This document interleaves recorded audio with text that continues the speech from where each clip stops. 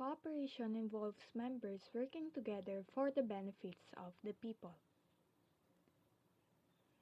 In 1760s, people learned to cooperate in places of Greece, Egypt, Rome, and among any other countries. They worked together through hunting, fishing, gathering foods, and building shelters. These examples of informal cooperation indicates a cooperative form of business. Earliest cooperatives appeared in Europe in the 18th and 19th centuries. When people from farms moved into the growing cities, they had to depend on stores to provide for their families. Cooperative movement began in Totland, Rochdale in 1840s. Life was really hard in England.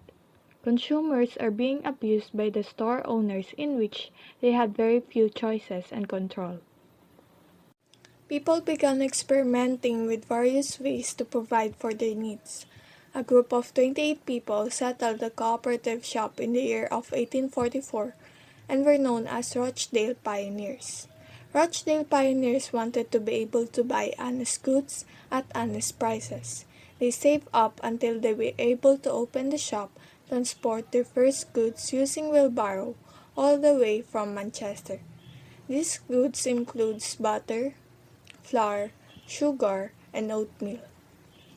The gas company refused to supply them with gas, and so they used candles at the very first start of the night at 8 p.m. in 21st of December 1844.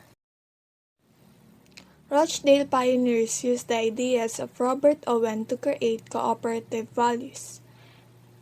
These include self-help, self-responsibility, democracy, equality, equity, and solidarity. Anyone could join the cooperative by paying £1 regardless of their religion, politics, or job. Each of them had one vote to sell fewer goods, and shop profits will share to the members as dividends. After a year, they had 74 members, and by 1860s, they grew into 3,450 members. The Cooperative Wholesale Society was born. They buy stocks for the growing number of stores that became the cooperative group. Education was seen very important for all that most co-ops had a reading book about the shops that the members could use. The International Cooperative Alliance is the reason for the rise of cooperatives in 1895. That was formed by Edward Van Sittard-Neal of Rochdale and the supporter of cooperation Edward Owen Greening. The representatives of ICA aims to provide information, define and defend the cooperative principles, and develop the international trade. ICA was one of the only international trade organizations that survived during World War I and World War II. In 1907, a minimum wage was implemented 90 years before the coming law in UK. Cooperatives spread around the world and now have 1 billion members. They are continuously helping to support many workers in different parts of the world. The massive impact of the actions of 28 people back then has influenced the global movement to have a new way of living and working.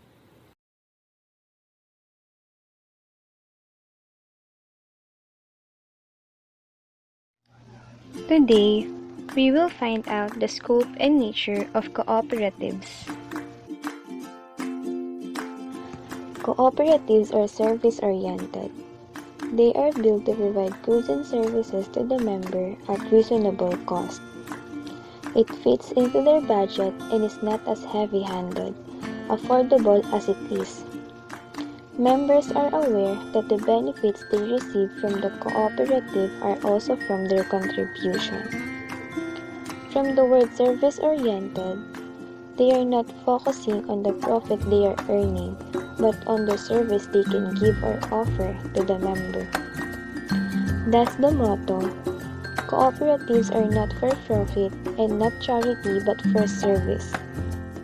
Cooperatives are community-oriented. The focus here are the people who can benefit from their services. Cooperatives work for the development of their members in the way that they promote themselves in the community or nation.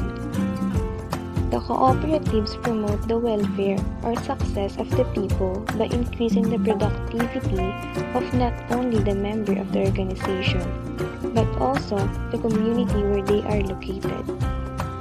Cooperatives are people-oriented. They are giving recognition to employees or members of the cooperative. They recognize the hard works and efforts put by the cooperative members. Cooperative is not the only instrument that concerns the economy of a community or nation.